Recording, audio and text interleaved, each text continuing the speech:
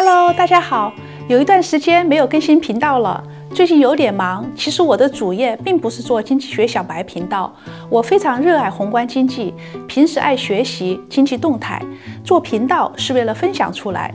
我的主业是地产贷款，也投资一些相关的行业。将来我会争取每个月更新一次，感谢你们还在关注。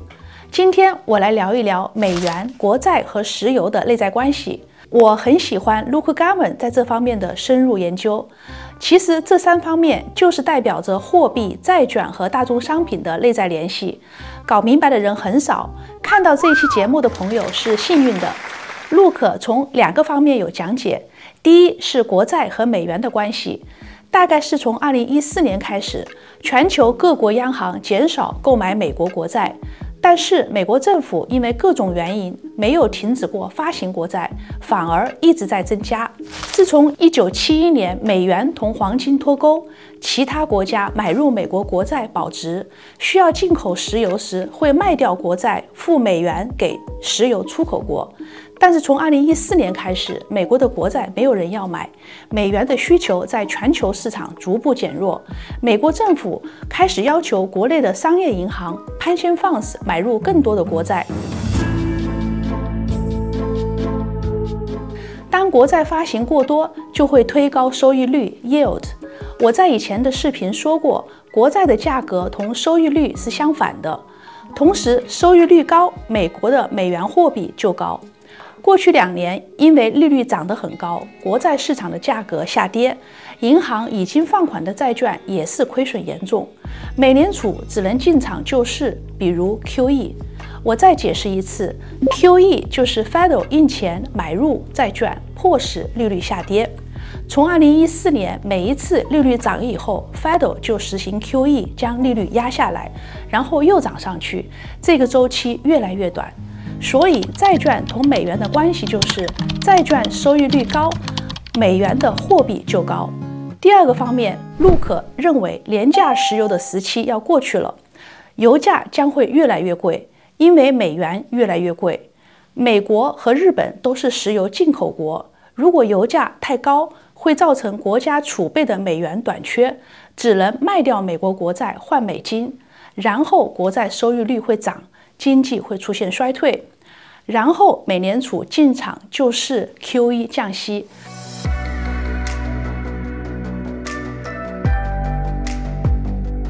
如刚才所说的循环往返，我来总结一下。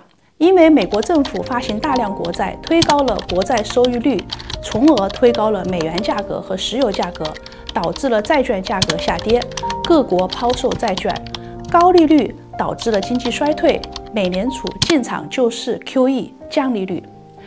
接下来我讲的有点深了，请大家注意听。有一些主流媒体和经济学家认为，美元强势说明美国强大了不起，在收割全球的货币，认为这同美国80年代的美联储主席 Paul Volcker 将利率涨到20%以后，美元回流有关系，相同，也同美国资本市场的大鳄索罗斯1997年收割东南亚国家的货币一样的情形。不是的，目前我们的情况与当时的是180度的不同。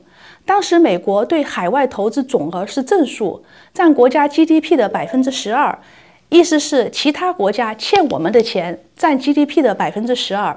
当利率涨时，我们是投往海外的钱会回流，是一件好事情。对比现在，我们向其他的国家借钱是负的65%，大概18个兆，其中7.5兆是美国国债。所以当涨利率的时候，其他的国家是卖掉美国国债换美金，钱是流出美国的，相反的方向。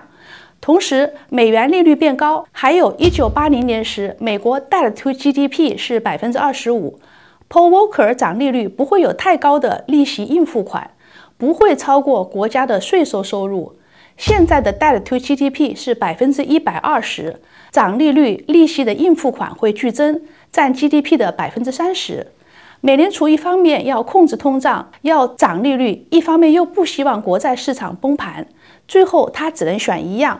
陆可认为，美联储最后应该是保美国国债市场，降利率，让美元贬值。顺便说一下黄金，如果美元高，黄金也会高。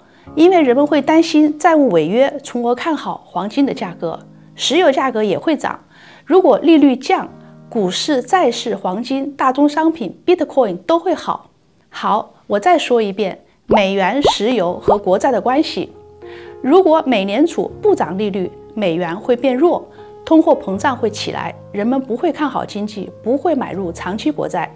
如果美联储涨利率、降通胀，美元会变强，海外投资人会抛售美国国债，国内经济也会衰退。我们会不停地进入这种循环，一直到美元失去了国家货币储备地位。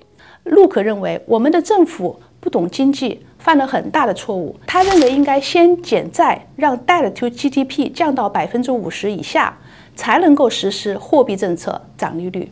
debt to GDP 120%，美联储涨利率，没有人买国债。近10年来，越来越多的国家直接同石油生产国交易，签下了25年的购买合同，直接用美元买，不想买美国国债。同时，军备投入，加强了石油运输通畅，不受美军的干扰。第三，他们用自己的货币买石油，金砖国家之间现在就没有用美元买石油和大宗商品了。我想，未来20年，美元维持不了世界储备货币的地位，将来会是多元化的货币流通的形式。最后，以 Milton Friedman 话收尾：政府主要有3个功能。第一个，它应确保国家的军事防卫；第二，它应保护个体之间的合同；第三，它应该保护公民和财产的不被侵害。好了，谢谢各位收看，我们下一期再见。YouTube 搜索“经济学小白”